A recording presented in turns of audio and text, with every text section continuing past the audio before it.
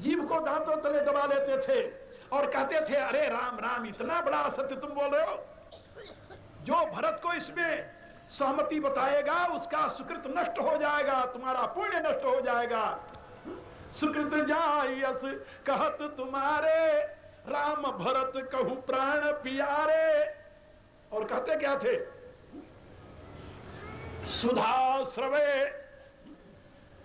शशि अनलकण, यद्यपि चंद्रमा से अमृत बरसा, लेकिन वह चंद्रमा अमृत न बरसा करके अग्नि की वर्षा करे। चंद्र चवे बरु अनलकण, और सुधा होई विषतुल। और चाहे अमृत जो जीवन देने वाला है उसको पीने वाला मर जाए, विपरीत फल देने वाला विष के समान हो जाए, लेकिन सपने कबऊ न करई कछु भरत राम प्रतिकूल। ये असंभव संभव हो सकता है। चंद्रमा से अग्नि की किरणें अग्नि की वर्षा हो सकती है, अमृत विष बन सकता है, लेकिन भरत कभी राम के प्रतिकूल आचरण नहीं कर सकते। ऐसे भी लोग अयोध्या में थे, लेकिन दोनों प्रकार के लोग। हाँ, बहुतायत ऐसे लोगों की थी, वैसे लोगों तो की संख्या बहुत कम थी। लेकिन जब भरत आए ननिहाल से, तो उन्होंने वहां का वातावरण देखा और देख करके अनुभव किया। गीतावली रामायण में उन्होंने साफ शब्दों में कहा है, मां से शपथ खाते समय कहा, क्यों हो आज हो तो सुच शपथ कौन मानी है साचो। मैं आज कितना भी सौगंध क्यों न खाऊं, लेकिन मैं जनता की दृष्टि से पवित्र नहीं हो सकता, सत्य नहीं हो सकता। कौन इसको सत्य मानेगा कि मेरी मां मेरे लिए राज सिंहासन मांग रही है और उसमें मेरा मत नहीं हो। लेकिन भरत जी कहते हैं, इसको मैं जानता हूं, क्यों हो आज हो तो सुच शपथनि कौन मानी है साचो। महिमा मृगी कौन सुकृति की खल बच विशिखन बाचो। दुनिया में कौन ऐसा पुण्यात्मा हुआ है जिसकी कीर्ति रूपी मृगी को दुष्ट के वचन रूपी बाण न लगे हो। दुनिया में दुष्ट तो हमेशा रहते हैं। भरत कहते हैं, इसके हमें कोई चिंता नहीं है। नहीं मोही दुख जग जानी ही पोचू। दुनिया हमें नीच जाने, गिरा हुआ जाने, रामद्रोही जाने, इसमें हमें कोई दुख नहीं है। और परलोक कर मोही न सोचू, और मरने के बाद मुझे स्वर्ग मिलेगा कि नहीं, इसकी भी मुझे चिंता नहीं है। कहा फिर चिंता किस बात की जानते हो? कहा एक ही दुख दुसह द्वारी मोही लगी भेसी राम दुखारी। कहा मेरे हृदय में केवल एक ही पीड़ा है कि मेरे नाते राम और सीता आज वन वन में घूम रहे। इसलिए भरत की यह घोषणा है प्रजा के सामने कि मोहि राज हठ देहु जबहि ये रसा रसा तल जाई तबहि। सारा समाज नष्ट हो जाएगा, क्योंकि सबके हृदय में भावना आ जाएगी कि अधर्म से धन ले लो, उससे तुम्हें सुख मिलेगा। जब राजा अधर्म से राज ले सकता है, भाई को निकाल कर पिता को मार करके यदि राज सिंहासन पर बैठ सकता है, तो हमें उसको करने में क्या आपत्ति है? यथा राजा तथा प्रजा। इसलिए भरत कहते हैं, कहूं साच सब सुनिपतियाहू चाहिए धर्मशील नर नाहू। मैं सत्य कहता हूं, विश्वास कीजिए। देश की उन्नति यदि चाहते हो तो वहां का शासक धर्मशील होना चाहिए। धर्मशील बोले हाँ। अरे कहा ये बात सुनेंगे आज के नेता तो उनको बिच्छी मार जाएगी। अभी मैं अबोर में व्याख्यान दे रहा था, अभी की बात। एक सज्जन मेरे पास आए, उन्होंने कहा स्वामी जी आप तो इनडायरेक्टली भाजपा को सपोर्ट कर रहे हैं। मैंने उनसे पूछा कैसे भैया? कहा आप यही कह रहे हैं ना कि राजा धर्मात्मा होना चाहिए और भाजपा भी कहती है धर्म राजनीति के साथ होना चाहिए, तो आप तो इनडायरेक्टली भाजपा को सपोर्ट कर रहे हैं। अरे हमने कहा भले आदमी मैं सत्य बोल रहा हूं, इसको जो मान ले उसी को सपोर्ट समझ लो तू। हम तो भारतीय दर्शन, भारतीय इतिहास, वेद से लेकर हनुमान चालीसा तक की व्याख्या करने वाला मेरे जैसा व्यक्ति किसी का सपोर्ट क्यों करेगा और किसी की निंदा क्यों करेगा? जो यथार्थ है उससे जनता को परिचित कराना और जो अनर्थकारी है उससे जनता को सावधान करना, ये मेरा कर्तव्य है। क्योंकि मैं जिस धर्म का अनुयायी हूं, जिस देश का निवासी हूं, जिस राष्ट्र का अंग हूं, जिस संस्कृति सभ्यता का पोषक हूं, जिसको लेकर दुनिया के सामने मैं गौरव के साथ खड़ा होता हूं, भला उसकी सीख यदि मैं अपने लोगों को नहीं दूंगा और किसको दूंगा बताओ? ये हमारा अपना कर्तव्य। इसलिए मैं आप लोगों से निवेदन कर रहा था कि भरत की यह घोषणा है, कहूं साच सब सुनि पतियाहू, चाहिए धर्मशील नर नाहू। शासक देश का धर्मशील होना चाहिए, अधर्मशील नहीं। यदि कोई कहता है कि धर्म तो हमारे लिए उपयोगी नहीं है लेकिन हम अधर्मी भी नहीं हैं, तो बीच का तो कोई रास्ता है नहीं हजरत। यदि थोड़ी सी अकल भगवान ने दी हो तो आप गंभीरता से देख लो, रास्ता केवल दो ही है, या तो धर्म का या अधर्म का, बीच वाला कोई रास्ता नहीं है, याद रखना। न तो मनोवैज्ञानिक दृष्टि से, न विवेक की दृष्टि से, न बुद्धि की दृष्टि से, न शास्त्र की दृष्टि से, और न तो समाज की दृष्टि से। आज देखिए धर्मनिरपेक्षता की गीत गाने वाले क्या कुछ कर रहे हैं, आप जानते नहीं क्या? हमें बताने की क्या जरूरत है? और यदि धर्मनिष्ठा होती, उनके जीवन में धर्म का जरा भी संस्कार होता, तो क्या उस देश की जनता का इस प्रकार से शोषण करते जहां पर आज भी गरीबी की रेखा से भी नीचे लोग जी रहे हैं मुश्किल से।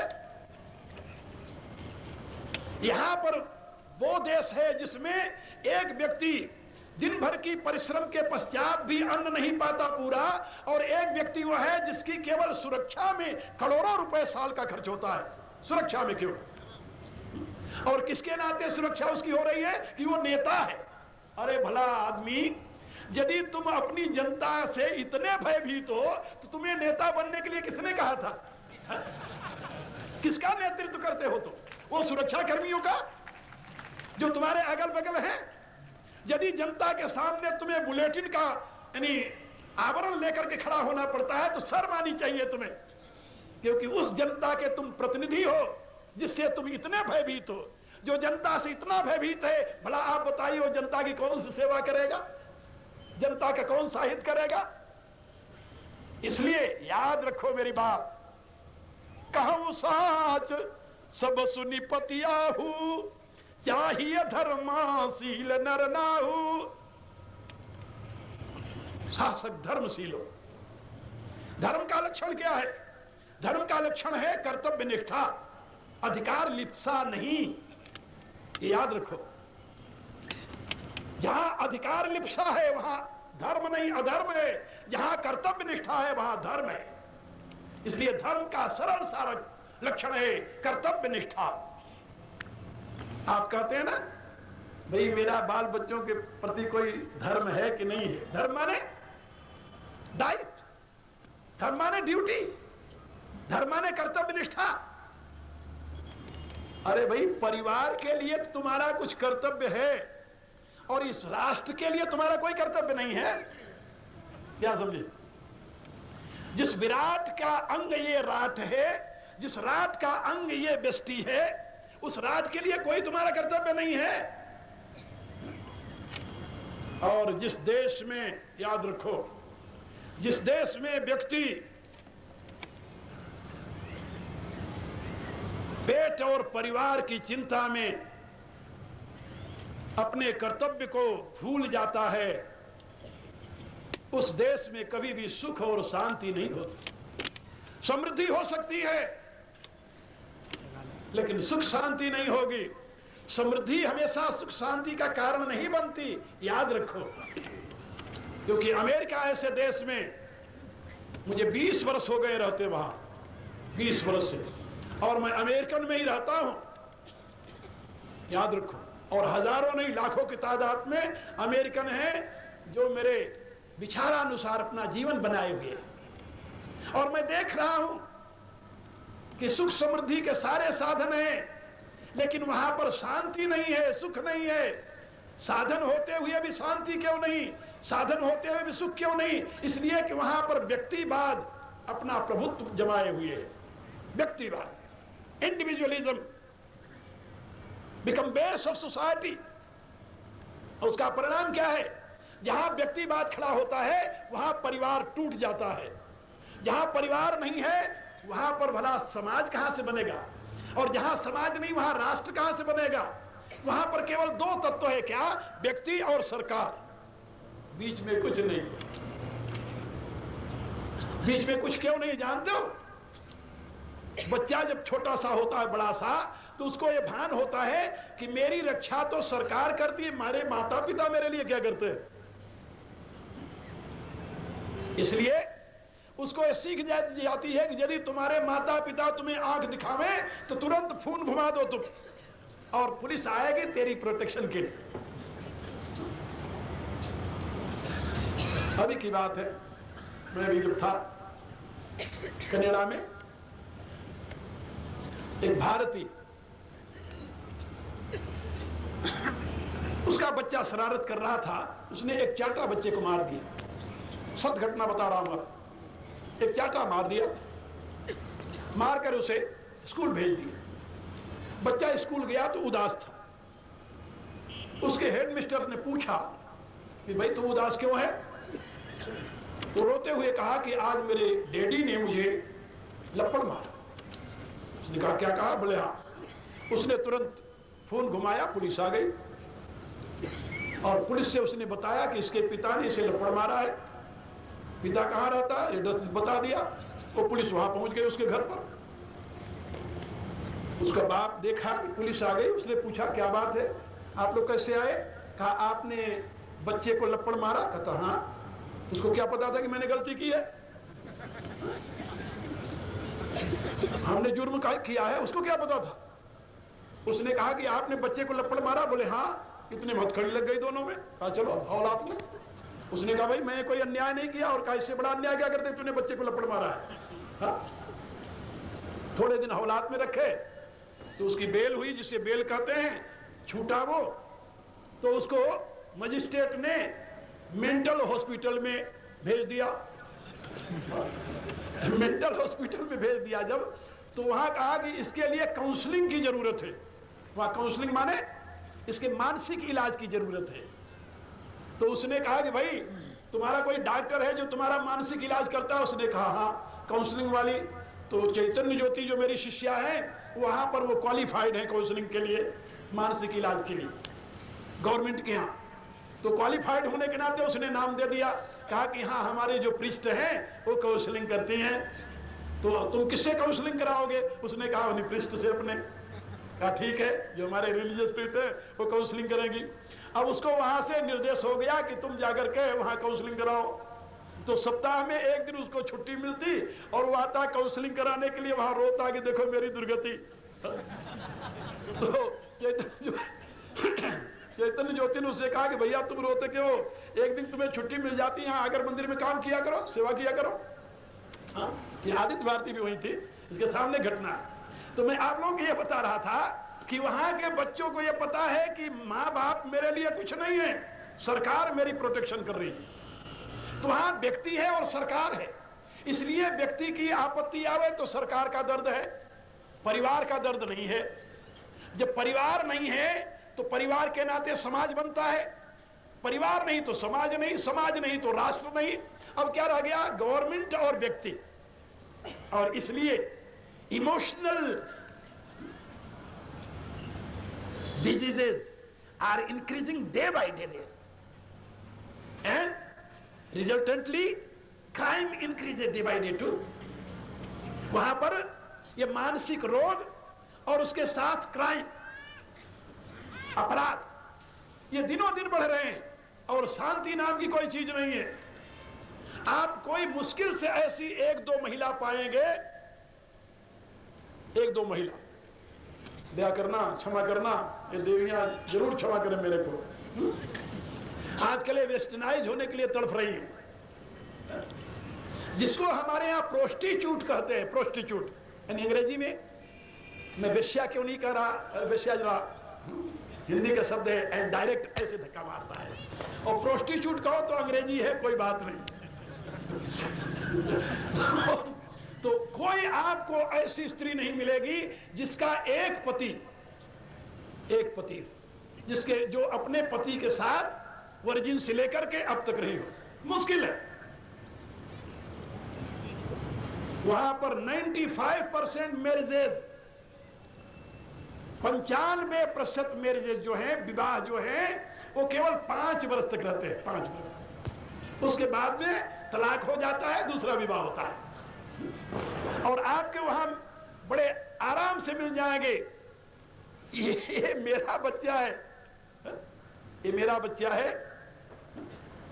लेकिन इसकी मां दूसरी है। इसकी मां कहां रहती है? कहा इसकी मां तो दूसरे के साथ रहती है, बच्चा ये मेरा है। और ये कौन है? कहा ये मेरा बच्चा नहीं, मेरे बीवी का बच्चा है। बीवी का बच्चा माने वो दूसरे से शादी की थी, उससे बच्चा हुआ, उस बच्चे को लेकर यहां आई है। तो ये मेरा बच्चा है, ये मेरे बीवी का बच्चा है। जब ये बात आप सुनेंगे तो आपको आश्चर्य नहीं लगेगा? क्या हमारे भारत में कोई ऐसा कह सकता है कि ये मेरा लड़का है, मेरी बीवी का है? आप जरा सोचिए, ये क्या है? ये मैं आप लोगों को इसलिए बता रहा हूं कि ये भारतीय संस्कृति, सभ्यता जो युगों से मानव समाज को सुपथ पर चलने की प्रेरणा देती आई है, और जिसके प्रकाश में हजारों वर्षों तक ये भारत विश्ववंद्य रहा है, विश्ववंद्य। 1-2 वर्ष तक नहीं, हजारों वर्षों तक विश्ववंद्य रहा है। और आज भी वेद से लेकर के रामचरितमानस तक की कथा को सुनकर के विदेशी लोग मुग्ध हो जाते हैं। एक मेरे शिष्य ने, आपको जानकर आश्चर्य होगा, एक मेरे शिष्य ने 2 वर्ष पहले अपनी 50वीं विवाह, उसको क्या कहेंगे, मैरिज एनिवर्सरी मनाई, 50वीं। और अभी मैं जब आ रहा था तो मेरे आने से 2 दिन पहले उसके लड़के ने, बड़े लड़के ने अपनी 25वीं एनिवर्सरी मनाई। और उसमें मैं बोलने वाला था, और बहुत से कनेडियन, क्योंकि उसकी स्त्री कनेडियन है, बहुत से कनेडियन उसमें भाग ले रहे थे। जब मैंने ये बताया कि अभी इस व्यक्ति के पिता ने पिछले साल 50वीं अपनी मैरिज एनिवर्सरी मनाई थी और उनका पुत्र ये 25वीं मना रहा है, तो वहां कनेडियन आपस में बातचीत करने लगे कि ऐसे भी लोग हैं जो 50 वर्ष तक एक स्त्री के साथ रहे, और ऐसी भी स्त्रियां हैं जो 50 वर्ष तक पुरुष के साथ रहे। हाउ वंडर, कितना आश्चर्य है इन लोगों। लेकिन उन बुद्धि के धनियों को यह मालूम नहीं, यहां 50 साल नहीं, यहां तो जब 7 फेरे घूमते हैं तो वहां प्रतिज्ञा करते हैं कि 7 जन्म तक हम साथ ही रहेंगे। लेकिन आज दुर्भाग्य यह है कि स्वतंत्रता प्राप्ति के पश्चात ही भारत के इस गौरवपूर्ण चंद्रमा को ग्रहण लगा। कैसे ग्रहण लगा? हिंदू कोड बिल पास करके। और आजकल कभी कभी देवियां ये कहती हैं कि सारा तो विधान पुरुषों ने बनाया है। मैं इनको समझाने के लिए बात बता रहा हूं, आपकी जानकारी के लिए भी। अभी एटलांटा में एक बहुत बड़ा वैदिक सम्मेलन हुआ है, जिसमें अमेरिका, यूरोप के बहुत से देशों के विद्वान भाग लिए। मैं उसमें आमंत्रित था, लेकिन मैं जा नहीं सका। मेरी बड़ी शिष्या है कृष्णकांता जी परिव्राजका, ब्रह्मवादिनी, उनको मैंने भेजा उसमें भाग लेने के लिए। और उनका विषय था वैदिक धर्म में नारी, इस विषय पर। तो मैंने जब उनको उस विषय में निर्देश दिया तो हमने कहा कि तुम जाकर के इस विषय में इसी प्रसंग को लेकर के वहां बोलो।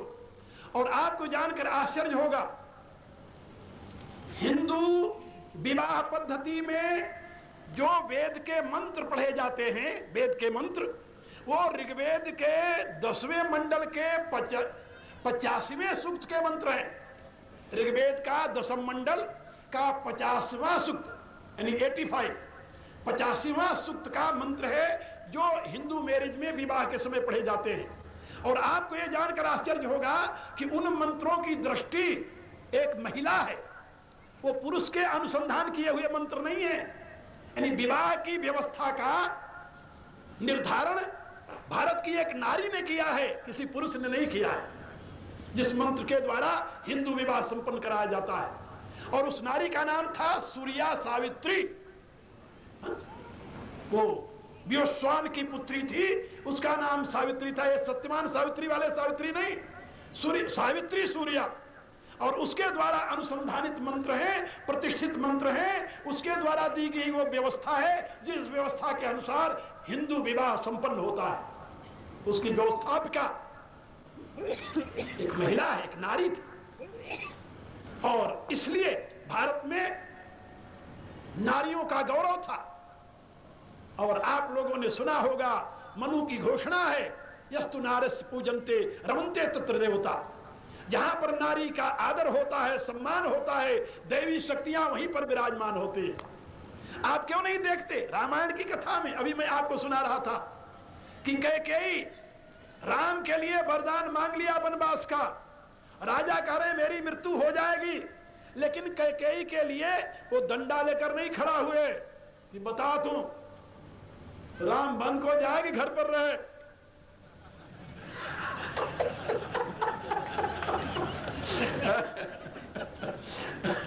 क्या सोचे आप? डंडा दिखाया नहीं, क्या कहा?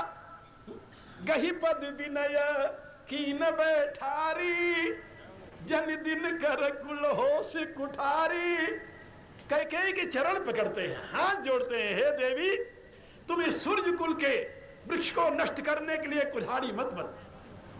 डंडा नहीं दिखाते। इसलिए जो लोग ऐसा समझते हैं कि हिंदू धर्म में नारी की प्रतिष्ठा नहीं, वो अज्ञानी है, ना समझ है।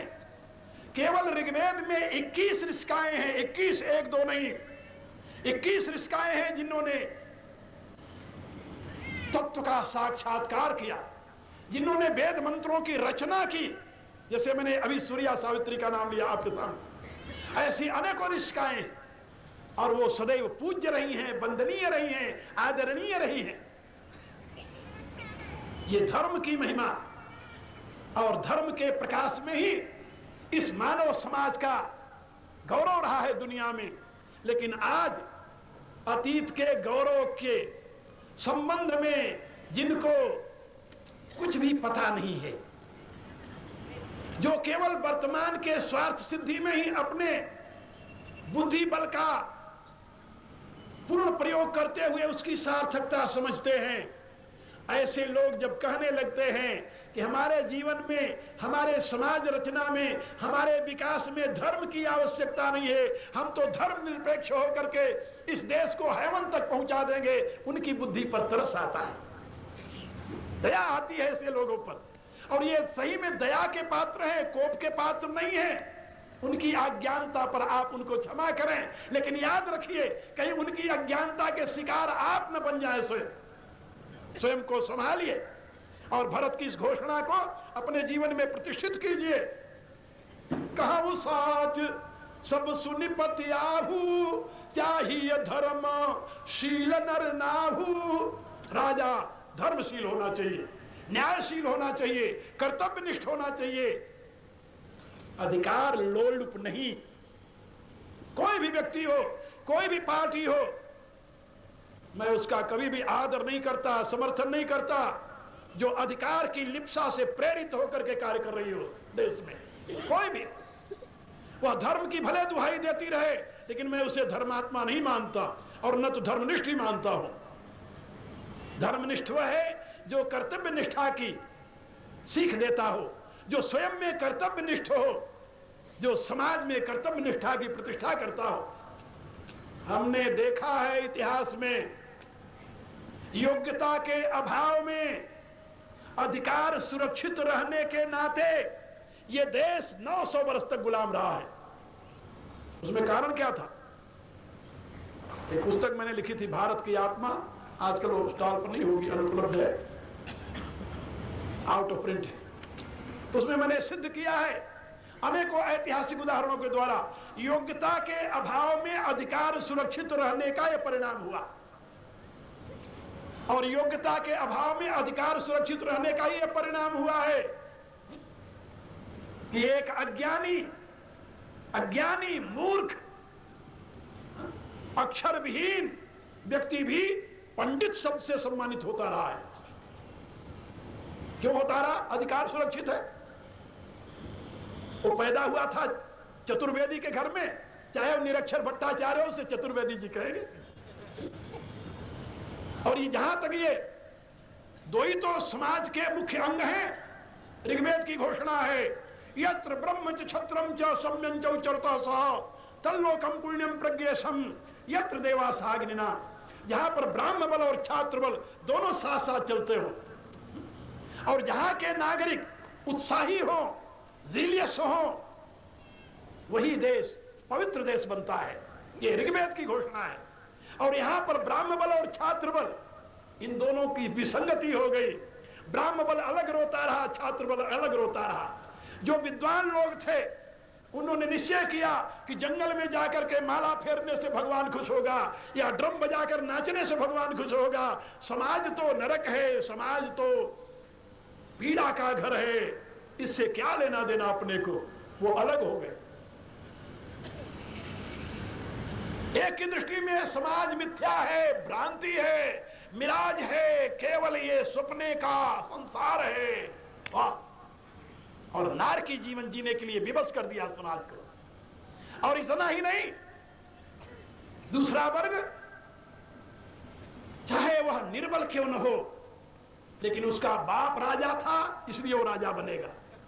और यदि अपने बूते राजा नहीं बनेगा तो अपने शत्रु से मिल करके शक्तिशाली को नष्ट करके और शक्तिहीन व्यक्ति सिंहासनासीन होगा। जरा आप पढ़िए तो लक्ष्मीबाई के जीवन की कथा। आप ऐसे अनेकों राजाओं की जीवनियां पढ़िए, आपको याद होगा, आप समझ पाएंगे मेरी बात, कि अंग्रेजों ने एक निर्बल को अपना मोहरा बनाया और जो उसमें शक्तिशाली था उसको खत्म करा दिया। और उसी के द्वारा, क्या आप सोचते हैं कि यदि जयचंद साथ न देता तो मोहम्मद गौरी भारत पर कभी सफलता के साथ आक्रमण कर पाता? क्या राय है आपकी? ऐसे जयचंद अब समाप्त नहीं हुए, उनके वंशज आज भी बैठे हुए हैं। हाँ हाँ बिल्कुल, उनकी हिस्ट्री पढ़िए, आपको पता चलेगा। इसलिए मैं आप लोगों को बता रहा था कि किसी भी देश में, किसी भी राष्ट्र में, भारत में शिक्षक और रक्षक का अधिकार सुरक्षित रहा, चाहे वो योग्य था व नहीं। योग्यता के अभाव में सुरक्षित अधिकार होने के नाते उन्होंने योग्यता के सृजन की कल्पना ही नहीं की कि हमारा अधिकार तो सुरक्षित है, हमें क्या करना है योग्य बन करके। हम तो पंडित हैं ही, जन्म से हैं, क्या करना पंडिताई यानी योग्यता प्राप्त करके।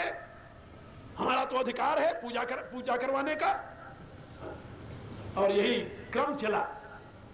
हम जब साधु समाज में आए, देखने लगे, बड़ा दुख हुआ मुझे। लाल कपड़ा पहन लिया और एक ने कहा, दंड ग्रहण मात्रेण नरो नारायणो भवत्। यदि हाथ में लकड़ी का डंडा ले लिया है तो नर से नारायण बन गया है वो। अब दुनिया का काम है उसकी पूजा करे, क्योंकि वो स्वामी है। किसका स्वामी है हजरत? किसका स्वामी है? वो सोचता है जनता का स्वामी मैं बन गया, और जनता भी उसको स्वामी कहकर प्रणाम करती है। वो समझ गया कि मैं तो अब स्वामी हूं। मैंने जब देखा मुझे व्यथा हुई, और व्यथा होने के नाते ही मैंने अनेकों सन्यासी बनाए जो पूर्ण विद्वान। और मैंने कहा कि देखिए, जहां स्वामी शब्द का प्रयोग है वह स्वामित्व है इंद्रियों का, अपने मन का, अपनी वासना का। यदि तुम अपने मन का स्वामी नहीं, अपने इंद्रियों का स्वामी नहीं, तो तुम दुनिया का स्वामी कहां से बनोगे? इसलिए अपने आप को संयमित, और यदि तुम्हारे में योग्यता नहीं है तो दुनिया को क्या समझाओगे? इसलिए जितने मेरे शिष्य हैं आप देख रहे हो, यद्यपि मेरे पास सही में 5वीं कक्षा का भी प्रमाण पत्र नहीं है। मैं कभी कभी हंसता हूं, कहता हूं कि अपने समाज में अनपढ़ एक मैं हूं, सब बाकी सब पढ़े लिखे लोग हैं। तो मेरे कहने का अभिप्राय कि आप इतिहास पढ़िए, आपको ज्ञात होगा कि इस देश के पतन में क्या क्या कारण हुआ है, और आज उसी रास्ते पर भारत फिर चल पड़ा है। योग्यता के अभाव में अधिकार बांटने में लगा हुआ है।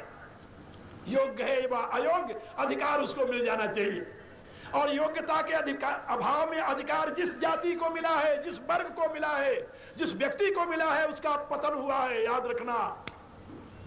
भला सोचो, 50 वर्ष हो गया स्वतंत्र हुए देश को, और योग्यता के अभाव में पूरे अधिकार की घोषणा है एक वर्ग विशेष के लिए।